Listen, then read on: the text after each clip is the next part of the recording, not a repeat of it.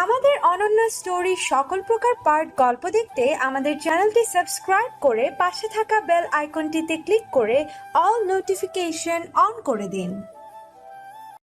রোদ্দুর বাড়ির প্রাঙ্গণে পা রাখতে না রাখতে ভেতর থেকে বিকট চেঁচামেচির আওয়াজ ভেসে এলো। অথচ বিয়ের এখনো 1 সপ্তাহ বাকি।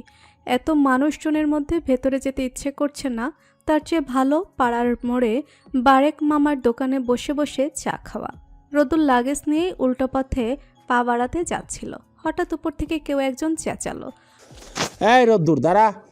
রোদ্দুর পেছন ফিরল, উপরে তাকালো। উপর থেকে ছোট চাচু হাত নেড়ে ডাকছে তাকে, থামতে বলছে। উনি ফের বললেন, ওখানেই থাক, আমি আসছি। ছোট কাকা চোখের আড়াল হতেই রোদ্দুর চোখ থেকে সানগ্লাস খুলে শার্টের সাথে ঝুলিয়ে রাখলো। তীক্ষ্ণ দৃষ্টিতে চারপাশ দেখে নিল। বাড়িঘর মোটামুটি ভালোই সাজানো হয়েছে। মূল অনুষ্ঠানের আগে হয়তো পুরোপুরি কমপ্লিট হয়ে যাবে। রোদ্দুরের ছোট চাচু মনোয়ার সরকার নেমে এলেন। ভাতিজাকে দেখে একগাল হাসি হেসে বললেন, না বলেই চলে এলি, বেশ করেছিস। এখন আবার যাচ্ছিস কোথায়? তোর মা চাচিরা 1 সপ্তাহ আগে থেকে তোর জন্য বেহুশ হয়ে গেছে। কেন, কি হয়েছে? মায়ের সাথে আমার গতকাল রাতেও কথা হলো। সিরিয়াস কিছু না, সবার একটাই আফসোস, বাড়ির ছেলে বিয়ের অনুষ্ঠান উপস্থিত থাকছে না, বিয়ের কাজকর্মে থাকছে না, কেনাকাটায় থাকছে না। রোদ্দুর হেসে বলল, এই তো চলে এলাম। তাই এখন ওইদিকে কোথায় যাচ্ছিস? বারেক মামা চায়ের দোকানে। যাবে নাকি? বাড়িতে প্রচুর সমাগম চাচু। বাড়ির ভেতর না ঢুকে আমার মাথা ঘুরে গেছে, আর ভেতরে গেলে তো কথাই নেই। মনোয়ার সরকার তৎক্ষণাৎ বললেন, আরে বেটা, তবে দেরি করছিস কেন? চল চল, আমারও মাথা ঘুরে গেছে। 1 কাপ চা খেয়ে শরীরটাকে চাঙ্গা করে আসি। রোদ্দুর চাচুর সাথে রওনা হলো। সুখানপুর নামক এই শহরটা বেশ ছোটখাটো, মফস্বল বলা যেতে পারে। রোদ্দুর এখানে থাকে না। পড়াশোনা শেষ করে ঢাকায় নতুন চাকরিতে জয়েন করেছে। বাবা মায়ের একমাত্র আদরের ছেলে। শুধু বাবা মায়ের বললে ভুল হবে, চাচা চাচি সহ পুরো গোষ্ঠীর আদরের সে, কারণ তাদের বংশের সেই একমাত্র ছেলে। বড় চাচা অর্থাৎ ফজলুল সরকারের 4 মেয়ে, তন্নি আপু, তিন্নি আপু, তিথি আপু, তানিশা। তারপর হচ্ছে রোদ্দুরের বাবা মাহফুজ সরকার, রোদ্দুর বড় ছেলে এবং ছোট মেয়ে রিমঝিম। সেজো চাচা অর্থাৎ মাহমুদ সরকারের 2 মেয়ে, রোদেশি আপু, যার বিয়ের অনুষ্ঠানে সে এসেছে, আর একজন ঝিলমিল রোদ্দুরের মতো। এ হচ্ছে পৃথিবীর সবচেয়ে ঢঙ্গি মেয়ে, যে কিনা কথায় কথায় তেলে বেগুনে জ্বলে ওঠে। আর একজন হচ্ছে ছোট চাচু মনোয়ার সরকার, সংসার ধর্ম পালন করা থেকে দূরে রয়েছেন। কখনো বিয়ে শাদী করবেন বলে মনেও হয় না। বয়সের আকাশ পাতাল তফাৎ থাকা সত্ত্বেও ছোট চাচুর সাথে রোদ্দুরের সম্পর্ক বন্ধুর মতো। রোদ্দুর আর ছোট চাচু বাড়ি ফিরল সন্ধ্যার পর। তখন বাড়িতে হই হুল্লোড়ের পরিমাপ কিছুটা কম। বাড়ি এসে সর্বপ্রথম মায়ের সাথে দেখা করলো। মা নীলিমা তো কান্নাকাটি করে অস্থির। রোদ্দুর এইটুকু বোঝে না, এত কান্নাকাটির কি হয়েছে। এই কারণে সে সহজে বাড়ি আসতে চায় না। একবার কোনো কারণে বাড়ি এলে মা চাচিরা সহজে ছাড় দেয় না। এমনকি সে বাহিরে বের হলেও বাবা পেছনে একটা বডিগার্ড দিয়ে দিবে, মনে হয় ছোট বাচ্চা সে। মাকে থামিয়ে সে ছুটল দাদির কাছে, সেখানেও একই অবস্থা। তারপর ধীরে ধীরে সকলের সাথে দেখা সাক্ষাৎ করলো। বড় চাচির সাথে দেখাতেই আফসোস করে বললেন, আরে বাবা, আমার মেয়েগুলো এখনো একটাও শ্বশুরবাড়ি থেকে আসতে পারলো না। এতই সমস্যা তাদের।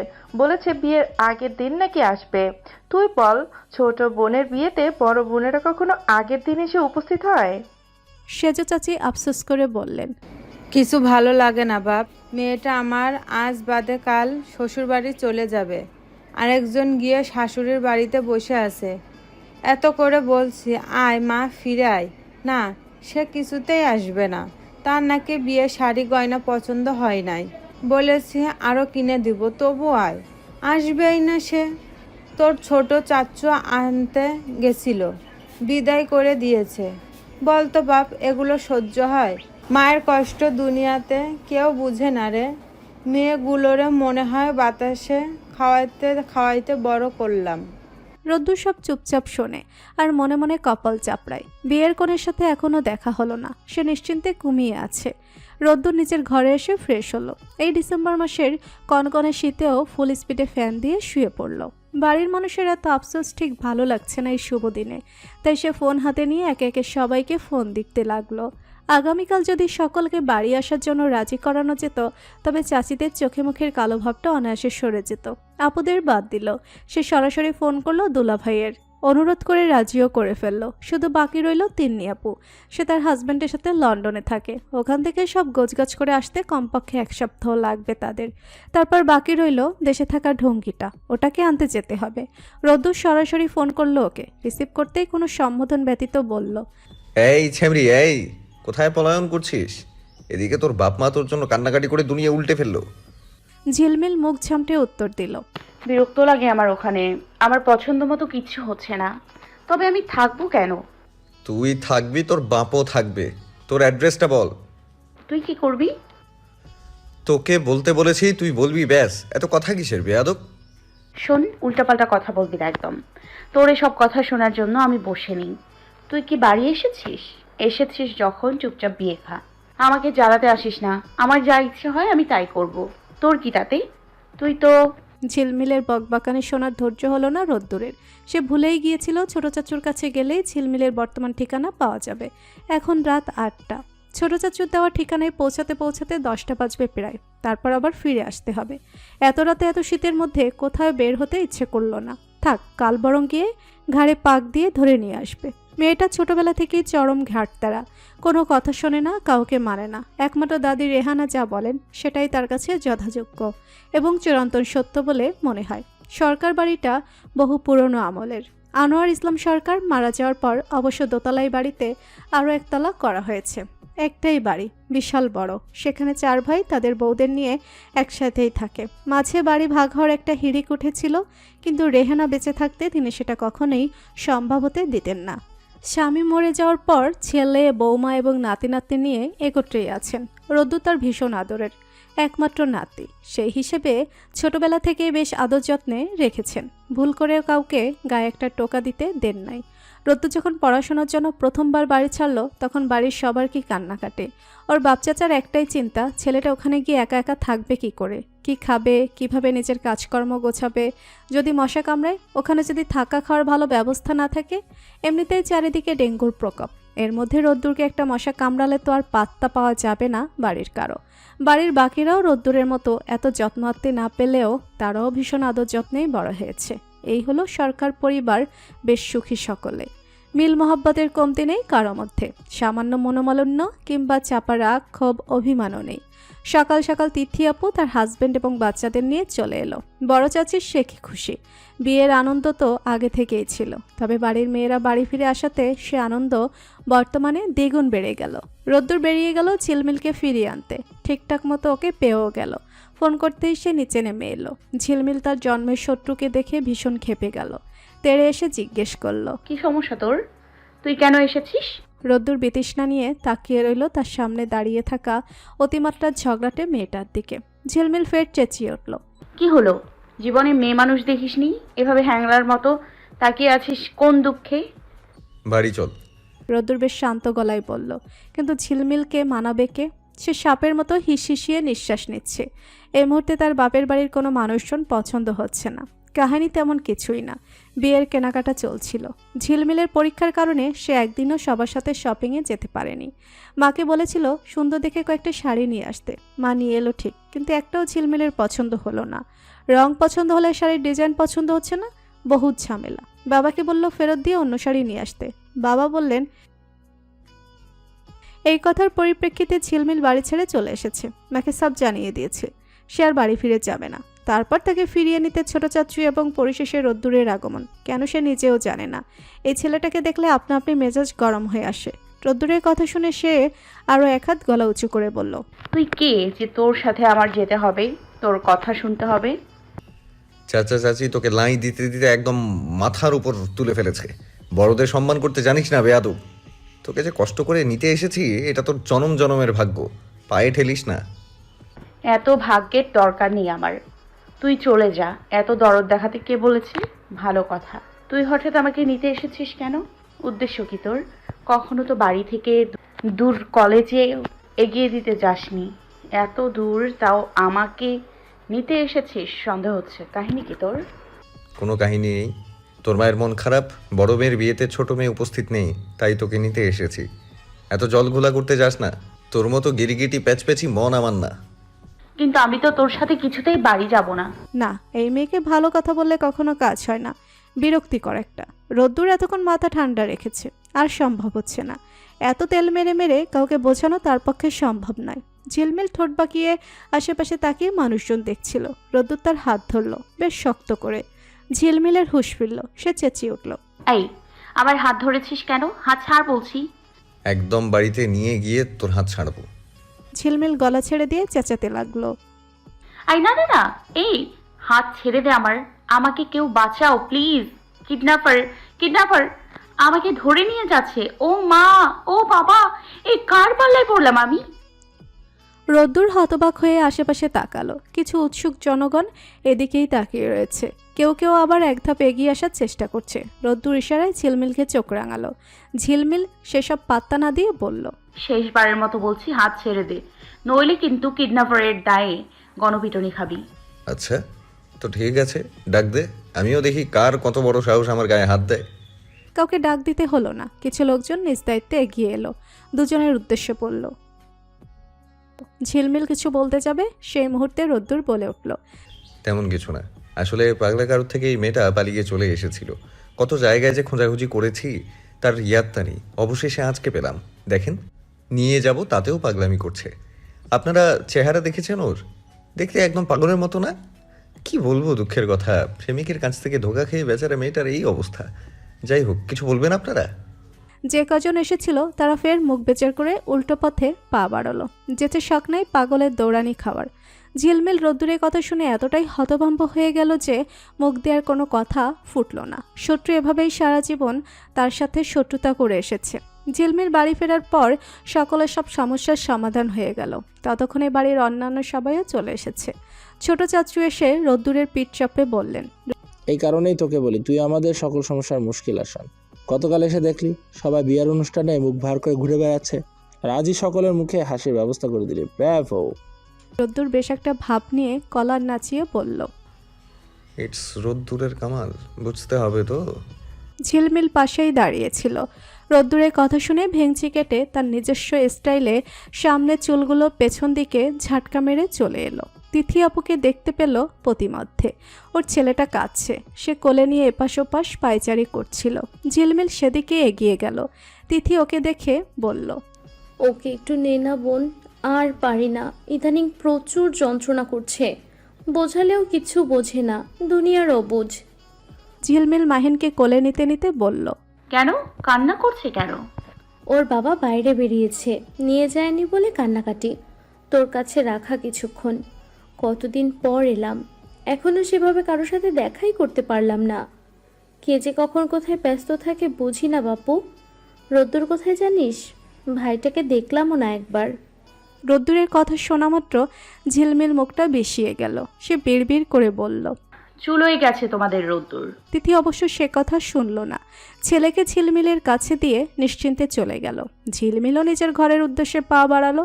বিকালবেলা ছাদে উঠে রোদ্দুরের দেখা মিলল। সূর্যিমামার তাপ আর জলজান্ত রোদ্দুর ভালোই ভেলকিবাজি দেখাচ্ছে।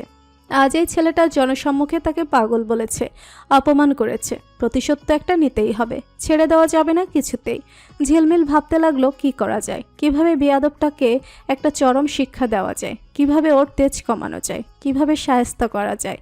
হঠাৎ একটা বুদ্ধি এলো। কতটুকু যুক্তিসঙ্গত তা ভাবার প্রয়োজন মনে করলো না। বাংলা সিনেমার ভিলেনদের মতো ইউরেকা ইউরেকা করতে করতে নিচে নেমে এলো। সোজা চলে গেল রান্নাঘরে।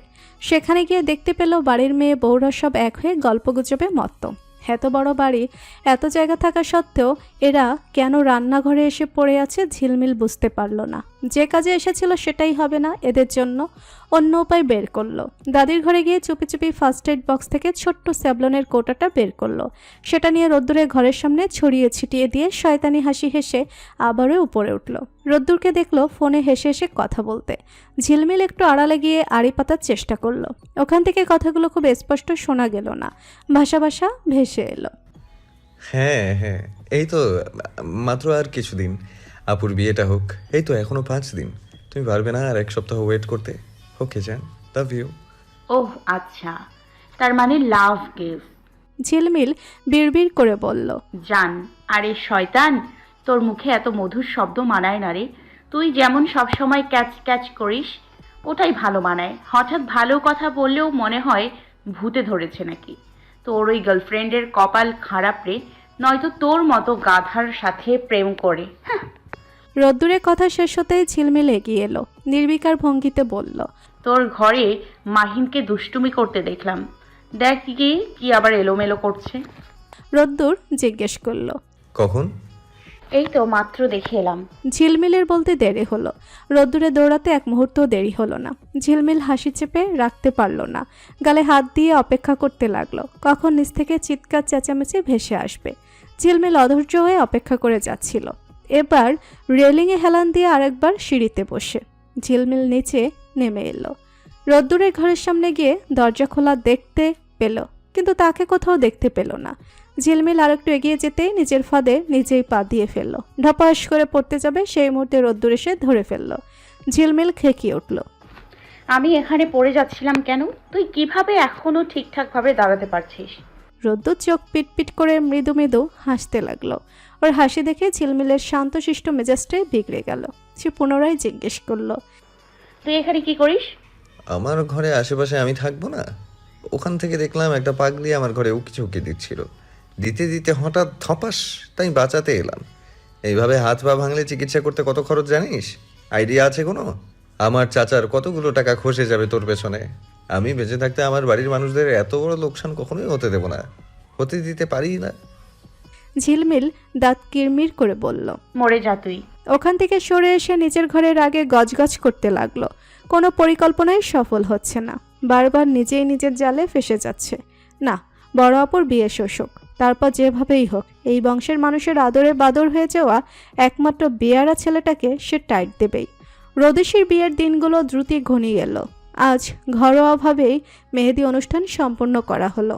আগামীকাল গায়ে হলুদের জন্য স্টেজ সাজানোর দায়িত্ব দেওয়া হলো রোদ্দুর এবং মনোয়ার সরকারকে। নিজের ঘরে পা রাখলো। তখন রাত 1টা বাজে। টেবিলের উপর ফোনটা ভাইব্রেট করছিল।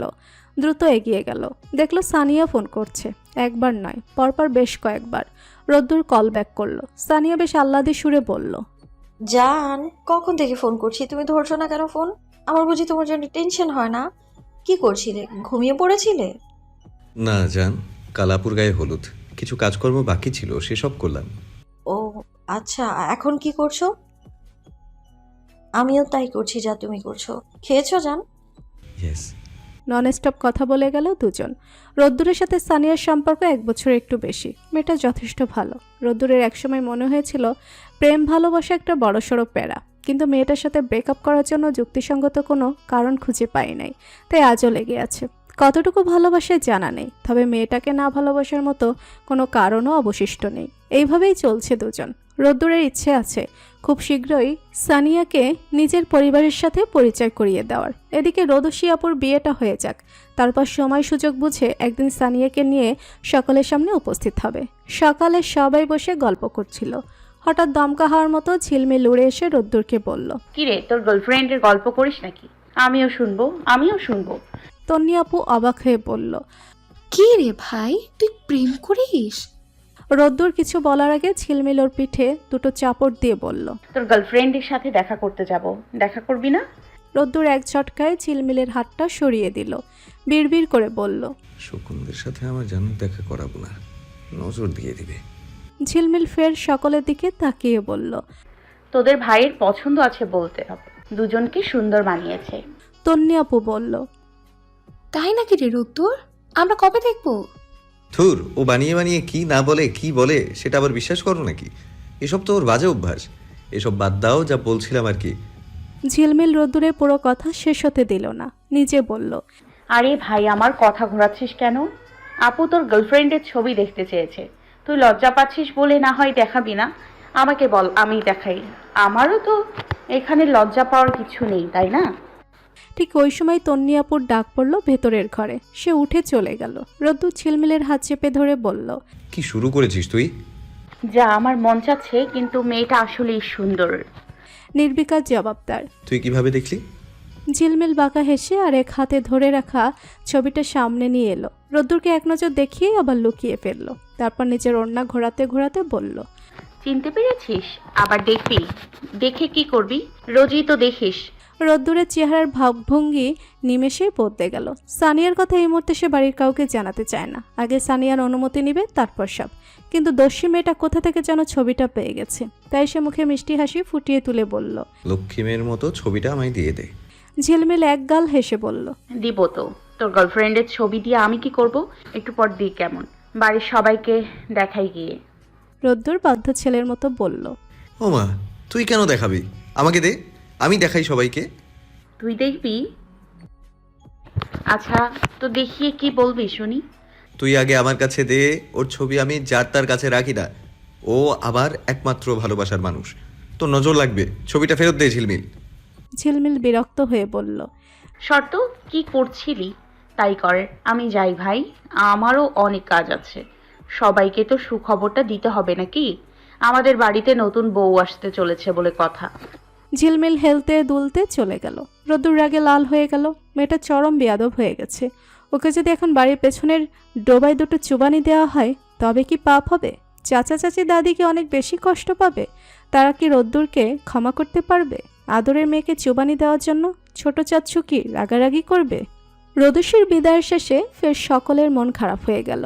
রেহেনা খাতুন আহাজারি করে বলতে লাগলেন, আমার বড়া ঘরবাড়ি সব পাকা শুনশান হয়ে যাবে একদিন। বড়গুলোর বিয়ে হয়ে গেছে, সবাই আলাদা আলাদা কত দূরে থাকছে। আর রোডটাও চলে গেল। কিছুদিন বাদে ঝিলমিল আর তানিশাকেও বিদায় দিতে হবে। কত বড় বাড়িটা আমার খালি পড়ে থাকবে। রোদ্দুর এগিয়ে এসে বলল, আমি আছি না? তুই আর কি করবি দাদুভাই? তুই তো নিজেই থাকিস না আমাদের কাছে। বিয়ে দিলে বউ কি এখানে রেখে যাবি? তা তো তুই বউ নিয়েই আগে দৌড়বি।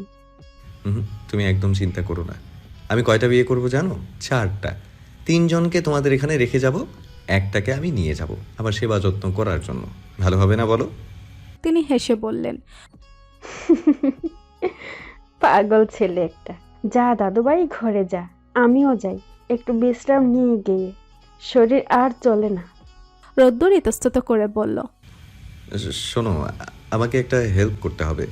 আমি হয়তো কাল চলে যাব। মাকে এখনো বলিনি, বললেই কান্নাকাটি শুরু করে দেবে। তুমি সকাল সকাল উঠে মাকে বলবে আমার কথা। শুধু বলবেই না, মাকে ম্যানেজ করতে হবে। রেহেনা খাতুন মুখে কিছু বললেন না, তবে এক লহমায় তার মনটা যে খারাপ হয়ে গেল সেটা চেহারাই বলে দিল। দাদি ঘরে যাওয়ার পর রোদ্দুরও চলে এলো নিজের ঘরে। লাগেজ বের করে নিজের কাপড় চোপড় গুছিয়ে নিল। হঠাৎ মনে পড়ল আসার পথে সানিয়ার জন্য একটা আংটি কিনেছিল। তার ঘরে যেহেতু কেউ আসে না, তাই আংটিটা রেখেছিল ওয়ারড্রপের উপরে। কোথায় গেল? তার যতদূর মনে পড়ে সে তো আংটিটা কোথাও সরিয়ে রাখে নাই। ও আচ্ছা, কেউ তাকে বলে দিল না, কিন্তু সে নিশ্চিত বুঝতে পারল এটা ঝিলমিলের কাজ। যখন ছবি নিয়েছে তখন নিশ্চয়ই আংটিটাও সরিয়েছে। রোদ্দুর বোঝে না এ মেয়েটা কেন তার সাথে এমন শত্রুতামি করে। একদম ছোটবেলা থেকে রোদ্দুরকে দু চোখে দেখতে পারে না। তার একটাই কথা, সবাই তো ওকে ভালোবাসে, চোখে হারায়, তবে আমি আর ভালোবাসবো কেন? হিংসুটে মহিলা কোথাকার। ঠোঁটের আগায় সবসময় রিভলভার নিয়ে চলে। কেউ কিছু বলতে গেলেই সেই রিভলভারের আঘাতে তাকে চূর্ণ বিচূর্ণ করে দেয়। রাত বলে রোদ্দুর ছেড়ে দিল। এখন চিৎকার চেঁচিমেচি করার মতো ধৈর্য বা শক্তি কোনোটাই নেই। আজ সারাদিন ভালোই খাটাখাটুনি করতে হয়েছে। রোদ্দুর ঘরের বাতি অফ করে শুয়ে পড়ল। বিভিন্ন চিন্তায় জর্জরিত মস্তিষ্ক তাকে খুব সহজে ঘুমাতে দিল না। তারপর কখন ঘুমিয়ে গেল নিজেও আর টের পেল না। সকাল সকাল ঘুম থেকে উঠেই ঝিলমিল বাড়ি থেকে বের হলো। শিউলিকে ডেকে নিয়ে দুজন উত্তর দিকের পুকুর পাড়ে গিয়ে বসলো। এটা তার সবচেয়ে প্রিয় জায়গা। সব খারাপ হোক অথবা ভালো, এখানে বসে বসে থাকে। আর সাথে বান্ধবীদের পেলে তো কথাই নেই। যখন তখন তো রকমের বাদরামি করা যায়, কোনোটাই ছাড় দেয় না। কিছুদিন আগে একটা ছেলের সাইকেলের চাকা পাংচার করে দিয়েছিল। সেই ছেলের সাথে হঠাৎ দেখা হয়ে গেল। ঝিলমিল পালাতে চেয়েছিল, কিন্তু সেই ছেলেটা এগিয়ে এসে জিজ্ঞাসা করলো, ভালো আছো তুমি? ঝিলমিল মুখে প্লাস্টিক হাসি ঝুলিয়ে উত্তর দিল, আমি ভালো আছি তো, ভালোই থাকি সব সময়। তারপর শিউলিকে ফিসফিস করে বলল, এই আমরা কিছুদিন ওর সাইকেলের চাকা পাংচার করে দিয়েছিলাম, সেটা কি দেখেছিল নাকি ও? আমি কি জানি? সেও ফিসফিস করে বলল। ঝিলমিল হেসে জিজ্ঞেস করলো, আর কিছু বলবেন কি? আমাদের আসলে কাজ ছিল একটু। না, কিছু বলবো না। তাহলে আমরা যাই। ঠিক আছে ভাইয়া। ফাজলামেশ্বরের সুর টেনে বলল ঝিলমিল। ছেলেটা মাথা নাড়ালো। ঝিলমিল আর শিউলি দুজনের সামনের দিকে এগিয়ে গিয়ে একটা বড় গাছের আড়ালে দাঁড়ালো। ছেলেটা গাছটা যখন ক্রস করে সামনের দিকে এগিয়ে যাবে ঠিক সেই মুহূর্তে সে পেছন থেকে পা বাড়িয়ে দিল, আর তাতে পা আটকে ছেলেটা ধপাস করে হুমড়ি খেয়ে পড়ে গেল। ঝিলমিল আর শিউলি উল্টো পথে দৌড় দিল। কিছুটা দূরে এসে দুজনেই দাঁড়িয়ে পড়ল। শিউলি হাঁফাতে হাঁফাতে বলল, ভাই তুই কি পাস এসব করে? ছেলেটাকে এভাবে ফেলে দিলি? খুব দরদ হচ্ছে তোর, তাই না? তো যা গিয়ে বাঁচা ওকে, সেবা যত্ন করে সারিয়ে তোল, তারপর একটা বেনারসি পরে ওর সাথে বিয়ের আসরে বসে যা। ধুর, সবসময় বেশি বুঝিস তুই। সেদিন ওর সাইকেলটা নষ্ট করলি, আর আজকে ওর এই তোর বাসায় যদি কোনোদিন বিচার নিয়ে যায় কি হবে ভাবতে পারছিস? আমরা যে ধাক্কা মেরেছি তা দেখেছে কিনা কে জানে। ঝিলমিল ঘাসের উপর বসতে বসতে বলল, রোদ্দুর অভদ্রটাকে যদি এই রকম একটা শিক্ষা দিতে পারতাম তবে আমার জীবনের 16 আনা পূর্ণ হতো। সেদিন ওর গার্লফ্রেন্ডের ছবি হাতে পেয়েছি, সেটা নিয়ে কয়েকবার ব্ল্যাকমেল করেছি। বেচারা ফাঁদে পড়ে আমাকে 5টা চকলেট করে দিয়েছে, বলেছে ছবিটা যেন কাউকে না দেখাই এবং ওকে দিয়ে দিই। আমি অবশ্য কাউকে দেখাই নাই, তবে ওর হাতেও দেই নাই। থাকুক আমার কাছে, আবার সুযোগ বুঝে কাজে লাগাবো। শিউলি হতাশ দৃষ্টিতে ঝিলমিলের দিকে তাকালো। এই মেয়েটাকে কিছু বোঝানো মুশকিল, যা ইচ্ছে হয় তাই করে। প্রাইভেট পড়তে গিয়ে স্যারের সাথে পর্যন্ত বদমাইশি করে। শিউলিকে অনিচ্ছা সত্ত্বেও সায় দিতে হয়। কি করবে, একাও ছাড়তে পারে না, আবার সহ্যও করতে পারে না। ঝিলমিল কিছুক্ষণ চুপ থেকে বলল, একটা উপায় বলে দে তো দোস্ত। কিসে? এক শয়তানকে শায়েস্তা করতে হবে। বেশি বাড়াবাড়ি করতেছে ইদানিং। বাড়ির সবাই ওরে এত ভালোবাসে, এত আদর আহ্লাদ করে যে একদম মাথায় চড়ে নাচতেছে। আমার এসব বিরক্ত লাগে, অসহ্য লাগে। বলতো ওরে কেন সব সময় এত মাথায় তুলে রাখতে হবে? রোদ্দুর ভাইয়ের কথা বলছিস তাই না? আচ্ছা তুই তাকে এত হিংসা করিস কেন? জিজ্ঞেস করলো শিউলি। বাদর ছেলে একটা, একদম দেখতে ইচ্ছে করে না আমার। সব সময় হাঁসের ছানার মতো প্যাক প্যাক করতে থাকে। বাড়িতে আসবে, সাধারণ কিছু একটা করবে, আর সবাই ভাববে ও বাবা, রোদ্দুর তো পৃথিবীর সবচেয়ে আশ্চর্যজনক কাহিনী করে ফেললো। মুখ ভ্যাংচালো ঝিলমিল। শিউলি হাসলো, কিছু বলল না। আর একটু বাদে দুজন উঠে গেল। শিউলিকে বাড়ি এগিয়ে দিয়ে ঝিলমিলও বাড়ি এলো। আজ দুপুরের পর সবাই মিলে আপুর বৌভাতের অনুষ্ঠানে যাবে, তারই আয়োজন চলছে। ঝিলমিলও যাবে, তবে সে তৈরি হবে আরও কিছুক্ষণ পর। ছাদে যাওয়ার পথে রোদ্দুরকে দেখতে পেল। রোদ্দুর ওকে দেখতে পেয়ে এগিয়ে গেল, সরাসরি বলল, আমার আংটি কই? ঝিলমিল কিছুটা অবাক হয়ে প্রশ্ন করলো, আংটি তোর? তুই আবার কবে থেকে আংটি পরা শুরু করলি? ফাজলামি করবি না। ওয়ার্ড্রোপের উপরে একটা আংটি ছিল, তুই নিয়েছিস, ফেরত দে। ওটা আমার দরকারি জিনিস। ওমা, আমি কখন নিলাম? তুই তো আমাকে দিলি। আমি কখন দিলাম? কখন মানে? কাল তুই আমাকে চকলেট নিতে বললি না, ওখানেই তো ছিল। ভাবলাম তুই তো ছেলে মানুষ, তুই এই চিকমিকি টাইপের আংটি দিয়ে কি করবি? মনে হয় আমার জন্য রেখেছিস, তাই নিয়ে নিলাম। ঝিলমিল নির্বিকারভাবে বলল। মাথা গরম করা যাবে না একদম। রোদ্দুর ঠান্ডা মাথায় অথচ তেজি গলায় বলল, ওটা আমাকে দিয়ে দে। ঝিলমিল কোমরে এক হাত রেখে আর এক হাত নাড়াতে নাড়াতে বলল, ছি, একটা জিনিস দিয়ে আবার ছোট লোকের মতো চাইতে লজ্জা করে না তোর? তোর মনটা একদম নর্দমার মতো অপরিষ্কার। এই এই, আমার মন নিয়ে কোনো জাজমেন্ট হবে না। আমার মন হচ্ছে বেবি ক্রিমের মতো নরম এবং পরিষ্কার। এত ফাল পারিস না, চুপ থাক। তোর ফালতু বক বক শোনার মতো সময় বা শখ কোনোটাই আমার ইচ্ছা নেই। আমার থেকে দূরে দূরে থাকবি, 100 হাত দূরে, বুঝলি? দেখ, তোকে ভালোভাবে বলছি, আংটি ফেরত দে। ওটা আমি আমার গার্লফ্রেন্ডের জন্য কিনেছিলাম, ফেরত দে বলছি। ঝিলমিল মোটেও পাত্তা দিল না, চুল উড়িয়ে চলে গেল। রোদ্দুর শুধু ওর গমন পথের দিকে চোখ গরম করে তাকালো। ঠিক সেই সময় বড় চাচি এসে দুজনের উদ্দেশ্যে বললেন, তোরা দুজন এত ঝগড়া করিস কেন? একটু মিলেমিশে থাকতে পারিস না বাপু? কি হয়েছে ঝিলমিল? রোদ্দুর কি চাইলো? দিয়ে দে ওকে ওর জিনিস। ঝিলমিল এগিয়ে এসে বলল, তোমাদের আদরের ছেলে তার কোনো কিছু নিতে চায় না হবু ভাবির। রোদ্দুর ইশারায় ঝিলমিলকে চুপ করতে বলল। ঝিলমিল চুপ করে গেলে চাচি ফের জিজ্ঞেস করলেন। ঝিলমিল বলল, আমি কি জানি, ওকেই জিজ্ঞেস করো। আমি যাই গো, আমাকে আবার আমার আপুর শ্বশুর বাড়ি যেতে হবে, রেডি হতে হবে, যোগাযোগ করতে হবে, বহুত দেরি। এখন শুরু না করলে পরে আবার দেরি হয়ে যাবে। তোমাদের সাথে আর সময় মতো বের হতে পারবো না। পরে দেখা গেল তোমরা চলে গেলে এই অধমকে একলা ফেলে। ঝিলমিল চুল নাড়াতে নাড়াতে চলে গেল। রোদ্দুর বলল, আমিও তাই, বুঝলে? তোমার শাশুড়ি আম্মা আমাকে কড়া ভাষায় বলে দিয়েছে আমিও যেন আপুর বউ ভাতের অনুষ্ঠানে তোমাদের সাথে যাই। আমাকে আবার কাল ঢাকা ফিরে যেতে হবে, কাজকর্ম আছে। বড় চাচি রোদ্দুরের ফিরে যাওয়ার কথা শুনে আগে সব ভুলে গেল। আর্দ্র কণ্ঠে বলল, চলে যাবি বাবা? এই না 2 দিন আগে এলি। আজ নিয়ে 9 দিন হবে আমি এসেছি। রোদ্দুর হেসে বলল। তবুও তিনি মন খারাপ করে রইলেন।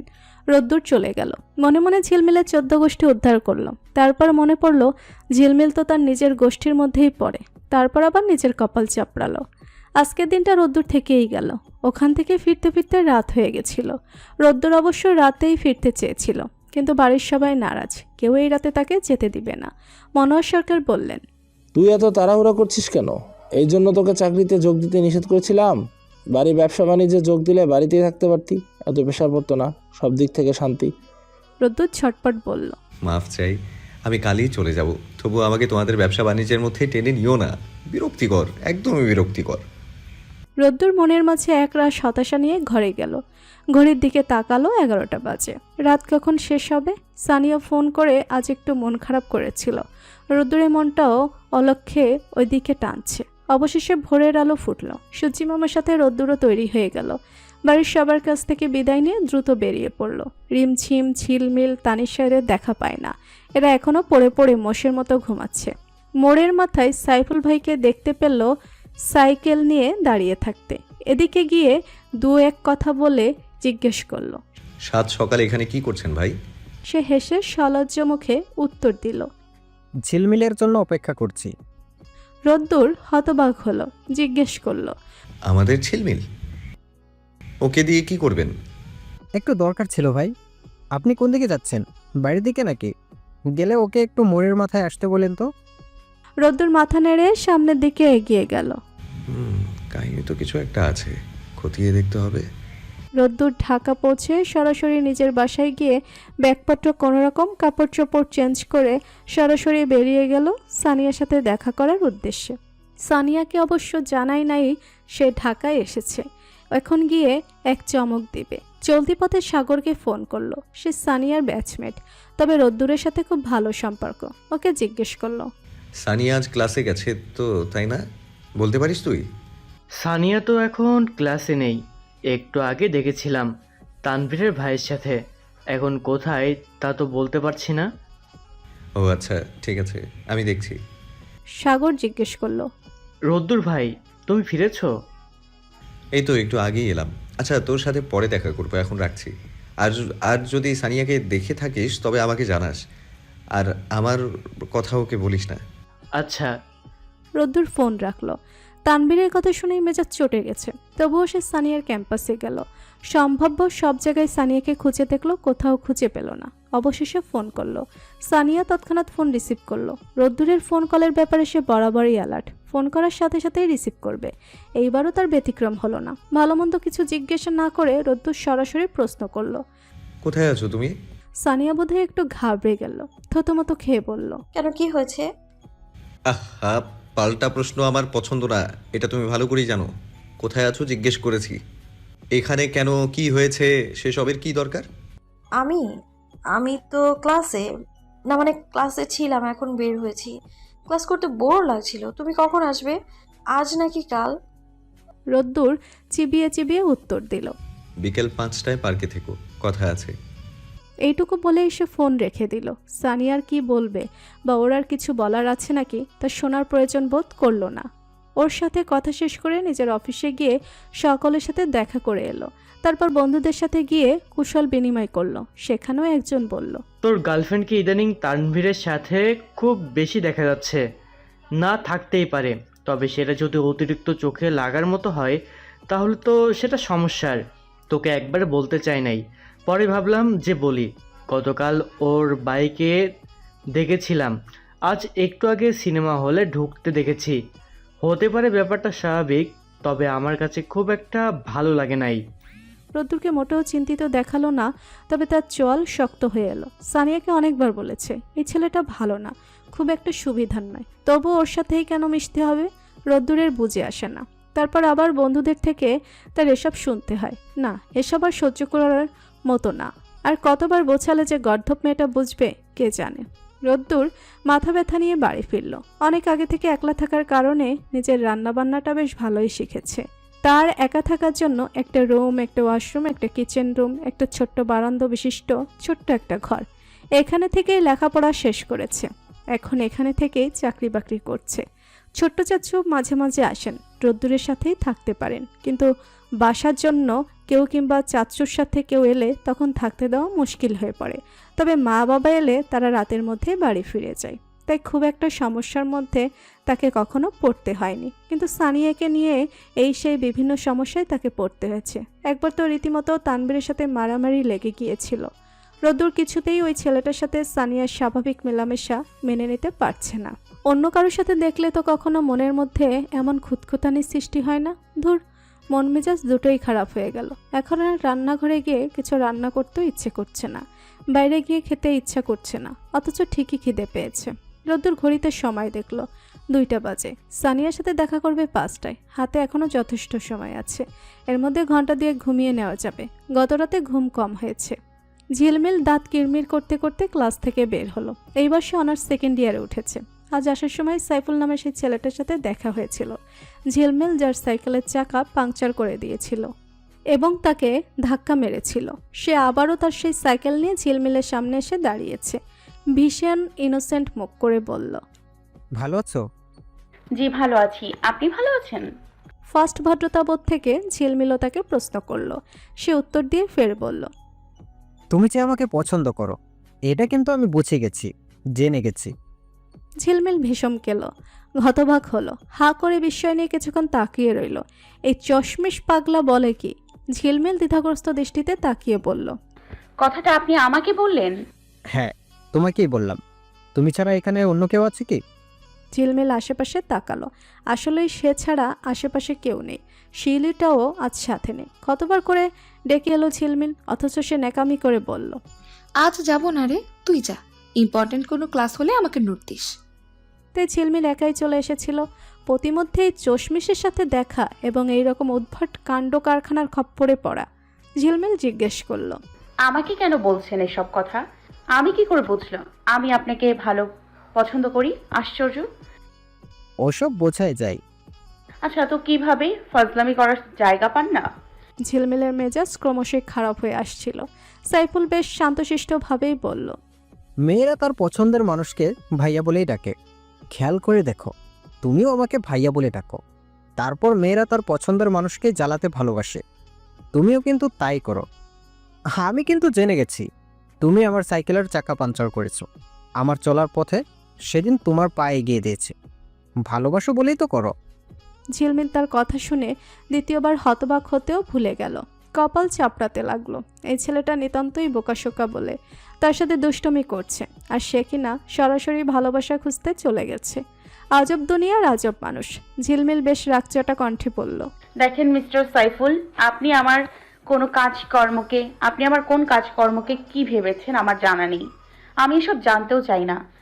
তবে আপনার সাথে আমি পরপর 2 দিন অন্যায় করেছি, তার জন্য ক্ষমা চেয়ে নিচ্ছি। দয়া করে আমার এই অধ্যায়গুলো পুঁজি করে আপনি কোনো আজে বাজে কিছু ভেবে বসে থাকবেন না। আপনাকে আমার মোটেও পছন্দ না। আর যেসব বুলি আওড়ালেন ওসব তো সামাজিক সাইট থেকে একটু নেওয়া। কি ভেবেছেন বুঝি না কিছু? নেক্সট টাইম এভাবে পথ আটকাবেন না, আমার সাথে কথাও বলতে আসবেন না। ধন্যবাদ। একরোখা কণ্ঠে কথাগুলো বলে ঝিলমিল চলে এসেছিল। প্রথম ক্লাসের সময় পার হয়ে গিয়েছিল বিধায় মাঠে বসেছিল। পরের ক্লাসগুলো অবশ্য করেছে, কিন্তু নিদারুণ বিরক্তি তার ভেতর। বাড়ি ফিরে এসে অযথা কিছুক্ষণ চিৎকার চেঁচামেচি করলো নিজের সাথে। কেউ তাকে ঘাটাতে এলো না। একবার শুধু তানিশা উকি মেরে এসে দেখে গেল। ওকে দেখতে পেয়ে ঝিলমিল ওর সাথেও কিছুক্ষণ রাগারাগি করলো। তানিশা মনে মনে ভাবলো, রোদ্দুর ভাই এমনি এমনিও কেউ পাগলি বলে না, নিশ্চয়ই মাথার সমস্যা আছে। নির্ঘাত মাথার একটা তার ছেঁড়া। এই মেয়েটার থেকে যতটা দূরে থাকা যায় ততটাই মঙ্গল। রোদ্দুর সময়ের আগে আগে নির্দিষ্ট জায়গায় চলে এলো। বাইকে হেলান দিয়ে বাদাম ছিলে খাচ্ছিল, অপেক্ষা করছিল। 5টা পার হয়ে যাওয়ার পরও সানিয়ার কোনো খোঁজখবর নেই। রোদ্দুর ইচ্ছে করেই তাকে ফোন করলো না, দেখতে চাইল কতক্ষণ অপেক্ষা করাতে পারে, কিন্তু আরও অনেকটা সময় পেরিয়ে গেল। সন্ধ্যা হয়ে গেছিল, মশারা জ্বালাতন করছিল তাকে। তবুও রোদ্দুর রয়ে গেল অনেকক্ষণ, দীর্ঘক্ষণ। সানিয়া আগে এরকম ছিল না। কোথাও অপেক্ষা করার কথা বললে রোদ্দুরের আগে গিয়ে সে বসে থাকতো, বরং রোদ্দুর পৌঁছাতে দেরি করত। এর জন্য যখন সানিয়ার কাছে সরি বলতো তখন সানিয়া নিজে থেকেই বলতো, আরে সরি বলার কি আছে, দেরি কি হতে পারে না? আমি জানি যানজট থাকে, সমস্যা নেই, একটু দেরি হয়েছে, আবার কাল না হয় তুমি তাড়াতাড়ি আসবে। ঠিক এই সাদামাটা ব্যবহারের জন্যই রোদ্দুর মন দিয়েছিল তাকে। এই ঘটনাগুলো তাদের সম্পর্কের শুরুর দিকে ঘটেছিল। তখন একে অপরের প্রতি যত্ন ছিল, নিয়ম করে খোঁজখবর নেওয়ার চলছিল। আর আজ কীরকম হয়ে গেল? আসলেই কি তার ভালোবাসা পুরাতন হয়ে যায়? আর পুরাতন হয়ে গেলে সেখানে অযত্ন এসে ভর করে? রোদ্দুরের দিক থেকে তো কোনো অযত্ন নেই, ওদিক থেকে একটা তৃতীয় পক্ষ মাঝখানে এসে দাঁড়িয়েছে। সানিয়া বুঝতে পারছে না এইটা কতটা ক্ষতিকর। এই তানভীর নিশ্চয়ই তাকে ভুজুং ভাজুং বুঝিয়েছে। রোদ্দুরের রাগ করতে ইচ্ছে হলো না, আবার কোনোরূপ অনুভূতিও প্রকাশ করতে পারল না। ব্যাপারটা তার কাছে খারাপ লাগলো। এতদিনের সম্পর্কের মধ্যে এভাবে চিড় ধরে যাচ্ছে, অথচ সে চেষ্টা করেও কিছু করতে পারছে না। কি করবে? সানিয়াকে যথেষ্ট বুঝিয়েছে, সে কোনো প্রতিক্রিয়া না দেখালে রোদ্দুর একার কি করবে? আর তারই বা কি করার আছে? রোদ্দুর পার্ক থেকে বেরিয়ে এলো। রাজ, রায়হান, আবির, হাসান, আদিয়াত, সৌভিক এদের ডেকে নিয়ে এসে সন্ধ্যা চায়ের আড্ডায় বসলো। যাই হোক, এই একলা ঢাকা শহরে মন খারাপ করলে মন ভালো করে দেওয়ার মতো হাতে গোনা কয়েকটা বন্ধুবান্ধব রয়েছে। এদের মধ্যে আদিয়াতকে ইদানিং খুব একটা পাওয়া যায় না। নতুন বিয়ে শাদী করেছে তো বউকে সময় দিতে হয়। আদিয়াত চায়ের কাপে শেষ চুমুক দিয়ে বলল। রায়হান আদিয়াতের ঘাড়ে হাত রেখে বলল, মা বিয়ের প্যারা দিচ্ছে দোস্ত, শুধু বলে বাড়িতে আমি সারা দিন একলা থাকি, আমার সাথে একজন থাকলে ভালো লাগে না একটু? বাবারে বিয়ে কর, রাজি হ, আমি তাহলে পাত্রে দেখা শুরু করি। উপস্থিত সকলে বিয়ে শাদী নিয়ে আলোচনা শুরু করে দিল। যাদের গার্লফ্রেন্ড আছে তাদের এক কথা, আমরা ভাই বিয়ে শাদী করলে এত প্যারা খাবো না, প্রেম করি, প্রেমিকা বউ হিসেবে গেলে ঠিকই তাকে বুঝতে পারবো। শালা তোরা এত ফাল পারিস কেন? নিশ্চয়ই বউয়ের মন বুঝিস না, তাই এমন ক্যাচ ক্যাচ করে তারা। রোদ্দুর যে কোনো কথা বলছে না। এই বিষয়টা প্রথম হাসানের নজরে এলো। সে জিজ্ঞেস করলো, দোস্ত কি হয়েছে, মন খারাপ? রোদ্দুর মাথা নাড়িয়ে নেতিবাচক উত্তর দিল। আরও কিছুক্ষণ ওরা ওখানে ছিল। ফেরার পথে হাসান রোদ্দুরকে বলল, দোস্ত আজ বাইক আনি নাই, আমাকে চৌরাস্তার মোড়ে নামিয়ে দিস, ওখান থেকে রিক্সা করে বাড়ি ফিরবো। ওঠ আমার সাথেই, আমি তোকে বাড়ি পর্যন্ত পৌঁছে দিয়ে আসছি। হাসান আর রোদ্দুর দুজনেই রওনা দিল। চৌরাস্তার মোড় পার হতেই হঠাৎ হাসান বলে উঠল, দোস্ত দোস্ত বাইক থামা। রোদ্দুর আচমকা ব্রেক করলো। হাসানের দিকে জিজ্ঞাসু দৃষ্টিতে তাকালো। হাসান ইশারায় তাকে সামনের দিকে দেখতে বলল। রোদ্দুর সামনে তাকালো, দেখতে পেল সানিয়ার সাথে তানভীর। হাতঘড়িতে সময় দেখলো 8:30 বাজে। হাসানের দিকে আর চোখে তাকালো, সে ওদের দিকেই তাকিয়ে রয়েছে। এতক্ষণ কিছু হয় নাই, এত অপেক্ষা করেও না, কিন্তু এবার বন্ধুর সামনে এই বিষয়টা বেশ অপমানে লাগলো তার। কোনো কথা বলল না। হাসানকে ওর বাড়িতে পৌঁছে দিয়ে নিজেও বাড়ি ফিরল। রোদ্দুরের সাথে সেই রাতে সানিয়ার আর কোনো কথা হলো না। সানিয়া অবশ্য বেশ কয়েকবার ফোন করেছিল, কিন্তু সে রিসিভ করে নাই। কাল সকালে অফিস আছে, তাই একটু তাড়াতাড়ি ঘুমিয়ে পড়েছিল। সকাল সকাল তৈরি হয়ে নিজের কাছে রওনা দিল। সেই যে রাতে ফোন সাইলেন্ট করে রেখেছিল, তারপর আর একবারের জন্যও চেক করে নাই। বাড়ি থেকে হয়তো ফোন করেছে, সমস্যা নেই, পরে কথা বলে নেবে। প্রতিদিন অফিসের কাজ শেষে রোদ্দুরের বাড়ি ফিরতে ফিরতে সন্ধ্যা হয়ে যায়। আজও তাই হলো। নিচে নেমে সোজা বাইকে চেপে বাইকে স্টার্ট দিতে যাবে, ঠিক সেই মুহূর্তে দমকা হাওয়ার মতো উড়ে এলো সানিয়া। রোদ্দুর কিছুটা অবাক হলেও কথা বলল না। সানিয়া নিজে থেকেই বলল, কতদিন পর দেখলাম তোমায়, কাল থেকে ফোন করে যাচ্ছি, রিসিভ কেন করছো না? তুমি জানো কতটা চিন্তায় আছি। কি হয়েছে তোমার? কাল দেখা করতে পারিনি বলে কি রেগে আছো, তাই না? আই এম সো সরি জান, একটা কাজে আটকে গিয়েছিলাম। আসলে আমার এক কাজিনের বার্থডে পার্টি ছিল, আমি অ্যাটেন্ড করেছিলাম ঠিকই, বাট পরে যখন আসতে চেয়েছিলাম ওরা আমাকে আসতেই দিল না। আর আমি তো... রোদ্দুর হাত উঁচিয়ে ওকে মাঝপথে থামিয়ে দিয়ে নিচে বলল, এত কৈফিয়ত তোমার কাছে থেকে আমি চেয়েছি? সানিয়া মন খারাপ করা কণ্ঠে উত্তর দিল, না, কিন্তু তুমি আমাকে এই কারণেই অ্যাভয়েড করছো। আই নো, সরি সরি, আর কখনো হবে না। কান ধরে বলবো? কান ধরে বলো। কান ধরি। তবু প্লিজ রাগ করে থেকো না। তুমি রাগ করে থাকলে না আমার ভালো লাগে না কোনো কিছু। রোদ্দুর মিনিট দুয়েক চুপচাপ থেকে অনেক কিছু চিন্তা ভাবনা করে ফেললো। সবচেয়ে বড় কথা, তানভীর একটা বাজে ছেলে, আর সানিয়াকে ট্রাপে সে ফেলতে চাইছে। এটা কিছুতেই হতে দেওয়া যায় না। যাই হোক, সানিয়াকে আগে সে নিজের করে নিয়েছে, তার মানে সানিয়া শুধুমাত্র তার। মাঝখানে এই ফাউল ছেলেটা এসে গন্ডগোল বাঁধানোর চেষ্টা করলে তাকে তো কিছুতেই সফল হতে দেওয়া যাবে না। রোদ্দুর সানিয়াকে বলল, আচ্ছা বাইকে ওঠো, সানিয়াও খুশি হয়ে ওর পেছনে বসে আলতো হাতে পেছন থেকে জড়িয়ে ধরল, বলল, কোথায় যাচ্ছি আমরা? দেখি কোথায় যাওয়া যায়। রোদ্দুর একটা আলো ঝলমলে রেস্টুরেন্টে এসে বাইক থামালো। সানিয়াকে নিয়ে বসার জন্য একটা নির্দিষ্ট জায়গায় দখল করে নিল। খাবার অর্ডার করতে বলল তাকেই। রোদ্দুর চুপচাপ থেকে মাথার ভেতর জট পাকানো কথাগুলো সাজিয়ে নেওয়ার চেষ্টা করলো। সানিয়া জিজ্ঞাসা করলো, তুমি কবে এসেছো? রোদ্দুর ওর দিকে সরাসরি তাকিয়ে বলল, গতকাল না এলে তোমার সাথে বিকেলে নিশ্চয়ই দেখা করতে চাইতাম না। ও হ্যাঁ, তাই তো। অনেক বেশি পুরাতন হয়ে গেলাম নাকি, যে কোনো কিছুই আর মনে রাখার প্রয়োজন বোধ করছো না? গতকাল যে এসেছি এটা আমি মুখে না বললেও আমার কথাবার্তায় তোমার বোঝার কথা ছিল। সরি, আমার খেয়াল ছিল না। ইটস ওকে, বাট আমি তোমাকে এখন কিছু সিরিয়াস কথা বলবো, যে সব তোমাকে মন দিয়ে শুনতে হবে এবং বুঝতে হবে। তারপর ভেবে চিন্তে আমাকে নিজের মতামত জানাবে। সানিয়া বলল, আচ্ছা বলো। আমি চাই এর মধ্যেই খুব দ্রুত আমরা বিয়েটা করে ফেলি। আমার ফ্যামিলির দিক থেকে কোনো আপত্তি থাকবে না আমি আশা করছি। এখন তুমি বলো, রাজি কিংবা তোমার ফ্যামিলি রাজি? সানিয়া বিস্ময়ে হতবাক হয়ে বলল, বিয়ে? বিয়ে? অবাক হচ্ছ কেন? আমরা প্রেমটা তো বিয়ের উদ্দেশ্যেই করছি, তাই না? না মানে এক্ষুনি বিয়ে? আমার তো পড়াশোনা শেষ হলো না, বিয়ে শাদীর পর পড়াশোনা হবে না তো? আর আর আর কি? রোদ্দুর পাল্টা প্রশ্ন করলো। বুঝতে পারছি না, আমার ক্যারিয়ারের কি হবে রোদ্দুর? কেন? বিয়ের পর তোমাকে তোমার পড়াশোনায় বাধা দেওয়ার জন্য কে থাকবে? আমার ফ্যামিলি থেকে কোনো বিষয়ে কোনো নিষেধাজ্ঞা নেই। তুমি তো থাকবে আমার সাথে এখানেই, তাহলে সমস্যা কোথায়? সানিয়া চুপ। রোদ্দুর হঠাৎ বিয়ের কথা তুলবে কল্পনাও করে নেই। এই মুহূর্তে সমস্যা তৈরির কোনো উপায়ও দেখছে না। রোদ্দুরকে বিয়ে করতে তার অসুবিধে নেই, কারণ দুজনেই দুজনের কাছে কমিটেড। আর রোদ্দুর ছেলে হিসেবে ভালো, অন্তত তার জীবনে দেখা প্রত্যেকটা ছেলের থেকে বেস্ট। শুধু মাঝে সাঝে তানভীরকে নিয়ে একটু অনিশ্চয়তায় ভোগে এই যা, কিন্তু তানভীর মনে সেসব মোটেও নেই। একদিকে তানভীর তার 2 ইয়ার সিনিয়র, অন্যদিকে দুঃসম্পর্কের কাজিন। এর বেশি তানভীরকে সে ভাবে না। রোদ্দুর ওর উত্তরে আশায় তাকিয়ে আছে। সানিয়া রোদ্দুরের হাত নিজের হাতের মুঠোয় নিয়ে বলল, আমি জানি, তবে মা বাবাকে রাজি করাতে হবে। আমি আজই তাদের সাথে কথা বলবো। রোদ্দুর সরু চাহনি নিক্ষেপ করে বলল, আর ইউ শিওর? ভেবে বলছো? যদি মনে করো কোনো দ্বিধা রয়েছে তবে সময় নাও। আমার 2-3 মধ্যে কোনো তাড়াহুড়ো নেই। তুমি এই 2 দিন সময় নাও।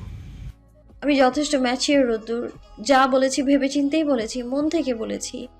এতক্ষণে রোদ্দুরের ঠোঁটের কোণে হাসি ফুটে উঠল। মনের মধ্যে চাপটে বসে থাকা মেঘলা আকাশে তৎক্ষণাৎ কয়েকশো রঙের প্রজাপতি ডানা মেলল, উড়ে গেল। বাড়ি ফিরে এলো মনে আনন্দ নিয়ে। বাড়ি এসে মায়ের সাথে অনেকক্ষণ কথা বলল। আসলে মা বাবাকে নিজের মুখে বিয়ের কথা বলতে কী রকম লাগে। রোদ্দুর অনেকবার চেষ্টা করেও বলতে পারল না। তার চেয়ে ভালো হতো সেদিন ঝিলমিল যদি সানিয়ার কথাটা সবাইকে জানিয়ে দিত। কেন যে সে অযথা বারণ করতে গেল কে জানে। কোনো উপায় না পেয়ে ছোট চাচুকে দিয়ে ম্যানেজ করা যাবে, কোনো সমস্যা হবে না।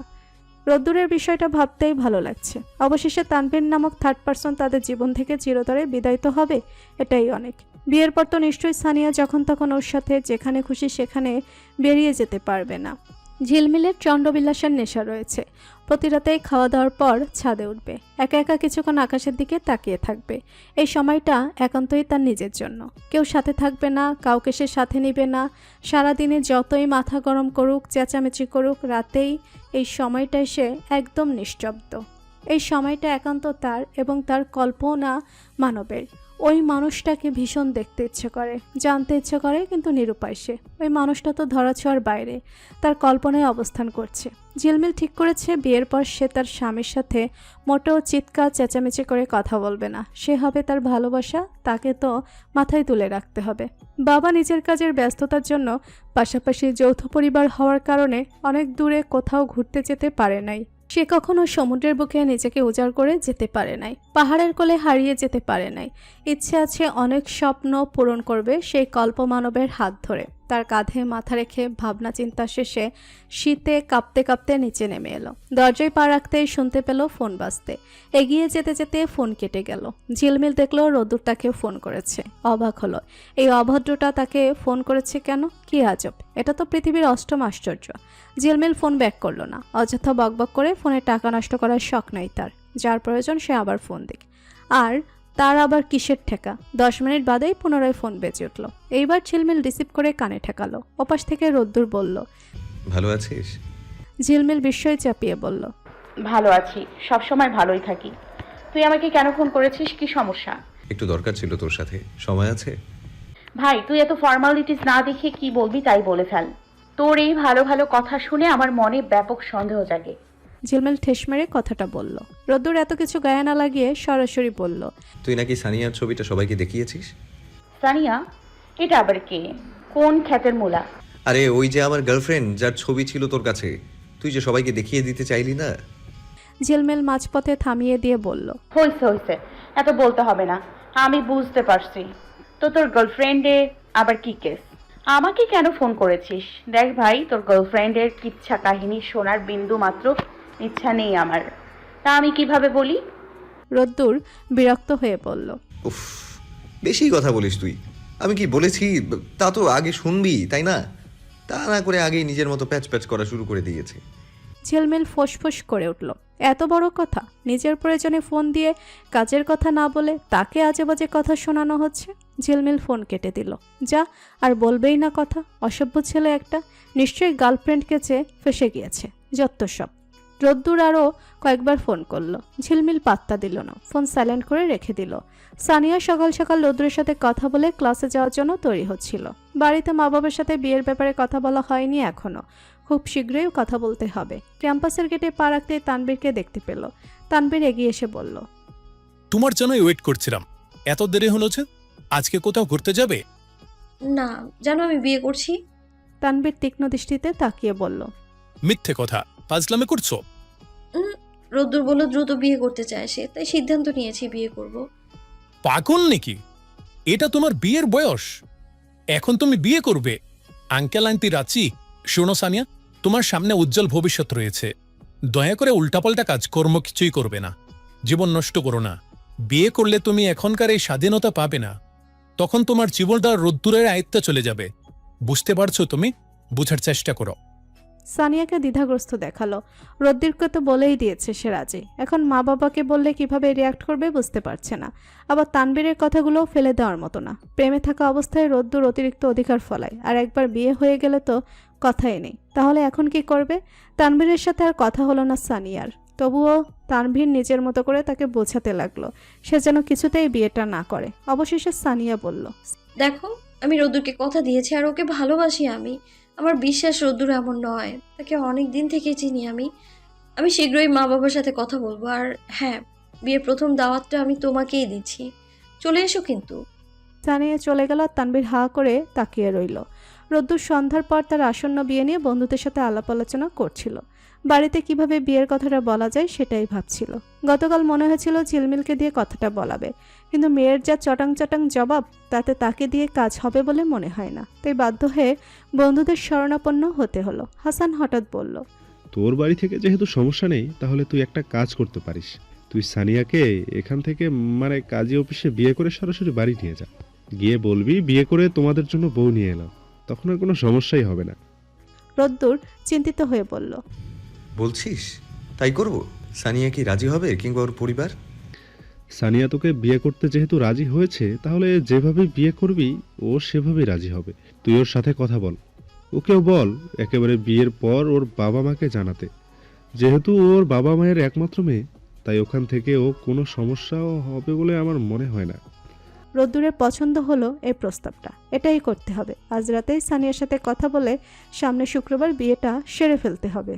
বাড়ি এসে মায়ের কথা শুনে ঝিলমিলের মাথায় হাত। সকাল সকাল বাড়ির ছেলে মানুষেরা যে যার কাজে যাওয়ার জন্য রেডি হচ্ছিল, আর বাকিরা কেউ রান্নাঘরে রান্নার কাছে ব্যস্ত, কেউ বাগানে পানি দিচ্ছে, আবার কেউ অন্যান্য কাজকর্ম করছে। ঠিক সেই মুহূর্তে বাসখাই শব্দে কলিং বেল বেজে উঠল। মাহমুদ সরকার গিয়ে দরজা খুলে দিলেন। আগত ব্যক্তিটিকে তিনি চিনেন, এই পাড়ার মাস্টারমশাইয়ের শালা তিনি। সালাম দিয়ে ভেতরে আসার অনুরোধ করলেন। ওনার নাম শাহ আলম। উনি বললেন, ভাই সাহেব, এসেছিলাম তো একটা গুরুত্বপূর্ণ কাজে, কিভাবে কি বলবো বুঝতে পারছি না। জি জি, অবশ্যই বলবেন, একটু বসুন, আমি চা দিতে বলছি। ততক্ষণে বসার ঘরে ফজলুল সরকার, মনোজ সরকারেরও উপস্থিতি ঘটল। সবাইকে উদ্দেশ্য করে তিনি বললেন, সবাই যেহেতু আছেন, তবে একটা কথাই বলে ফেলি। বলছিলাম আমার ভাগ্নে সাইফুলের কথা। ছেলে তো মাশাল্লাহ বড় হয়েছে, বিয়ে শাদির কথাবার্তা চলছে অনেক দিন ধরেই। আজ ওর মাকে বলল তার পছন্দ রয়েছে, জানালো আপনাদের বাড়ির মেয়ের কথা। ফজলুল সরকার হেসে বললেন, কোন মেয়ে বলুন তো? আমাদের বাড়িতে তো এখনো অবিবাহিত 3টি মেয়ে রয়েছে। আজ্ঞে সাইফুল বলল মাহমুদ ভাইয়ের ছোট মেয়ে ঝিলমিল মামুনির কথা। ওদের মধ্যে নাকি চেনা পরিচয় রয়েছে অনেক দিনের। দুলাভাই নিজেই আপনাদের সাথে কথা বলতে আসতো, কিন্তু একটু ব্যস্ত থাকায় আজ আমাকে পাঠালেন। আপনারা কি বলেন? আপনাদের মতামতটা শুনতে চাই। সবাই চুপ, একজন আরেকজনের দিকে তাকাচ্ছে। মাহমুদ সরকার বললেন, ভাই সাহেব, আমাদের তো বাড়িতে আলাপ আলোচনা করতে হবে। আগে ভাগেই তো কোনো কথা বলতে পারছি না।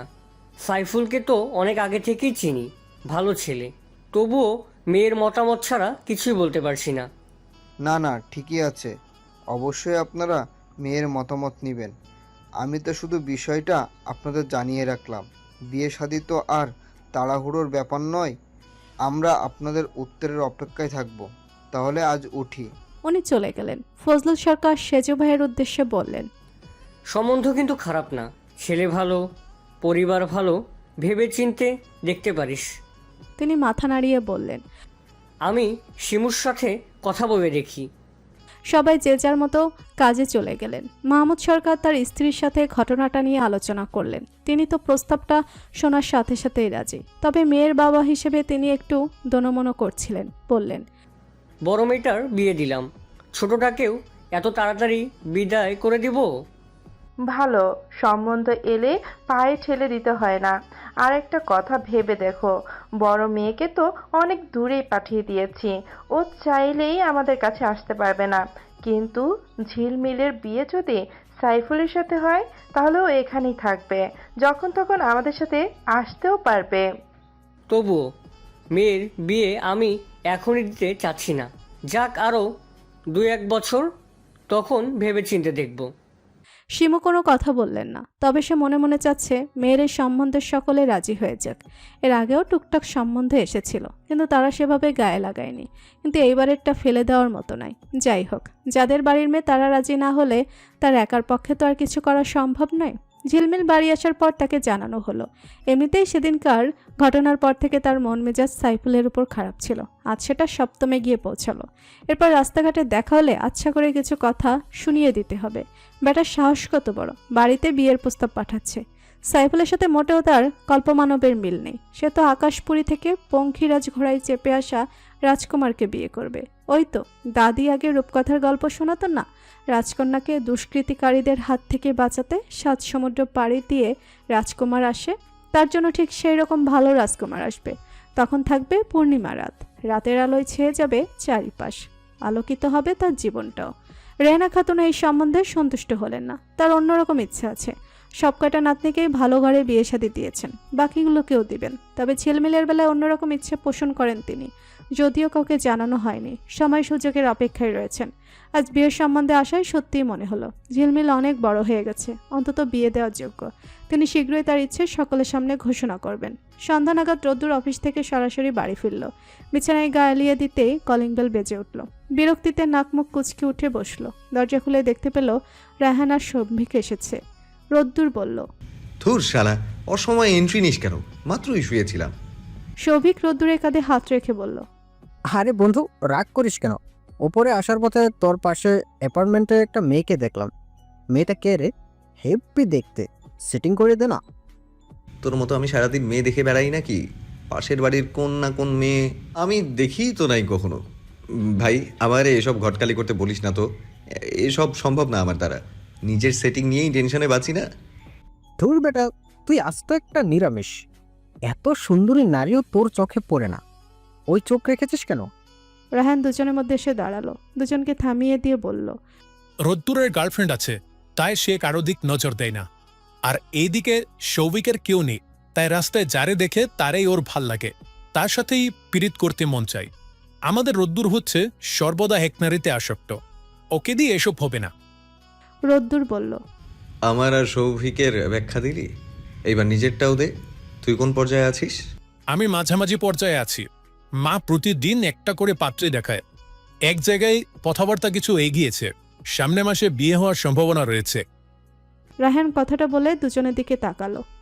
রোদ্দুর তৎক্ষণাৎ লাফিয়ে উঠে বলল, আরে কংগ্রাচুলেশনস দোস্ত। কেমনি কি? আমি কিন্তু বিয়েতে আগাম দাওয়াত চাই। এখন বল, ভাবির নাম কি, কোথায় থাকে, আমাদের দেখাবি না? দুজনেই হন্তদন্ত হয়ে রায়হানকে ধরল। রায়হান ওদের অত্যাচারে অতিষ্ঠ হয়ে বলল, যা শালা, বিয়েই করব না। এমন আদেখা মানুষের মতো হাউকাউ করিস কেন? রোদ্দুর সুর টেনে বলল, বন্ধু করছে বিয়ে, টোপর মাথায় দিয়ে, বন্ধুর বিয়েতে যাব, কবজি ডুবিয়ে খাবো। তৎক্ষণাৎ সৌভিকও তাল মেলাতে লাগলো। শুধু গান নয়, এবার নাচানাচিও শুরু করে দিল। রায়হান বিতৃষ্ণা নিয়ে দুই বন্ধু নামক পাগলের দিকে তাকিয়ে রইল। বিয়ের কথাটা যে কোন কক্ষণে তুলতে গেছিল কে জানে। তারপর রোদ্দুরের ওখানে ওরা আরও অনেকক্ষণ ছিল। রাতে না খাইয়ে রোদ্দুর ছাড়ল না। ওরা বেরিয়ে যাওয়ার পর রোদ্দুর সানিয়াকে ফোন করলো। সে নিজের সিদ্ধান্তটা সানিয়াকে সকালেই জানিয়ে রেখেছিল। সানিয়া বলেছে ভেবেচিন্তে রাতে জানাবে। এখন রোদ্দুরের কথাই রাজি হয়ে গেল। তার কাছেও এই বিষয়টা যুক্তিসঙ্গত মনে আছে। এখন মা বাবাকে বললে তারা হয়তো রাজি হবে না, কিন্তু একবার বিয়ে করে সামনে উপস্থিত হলে তখন আর মানা করতে পারবে না। রোদ্দুর বলল,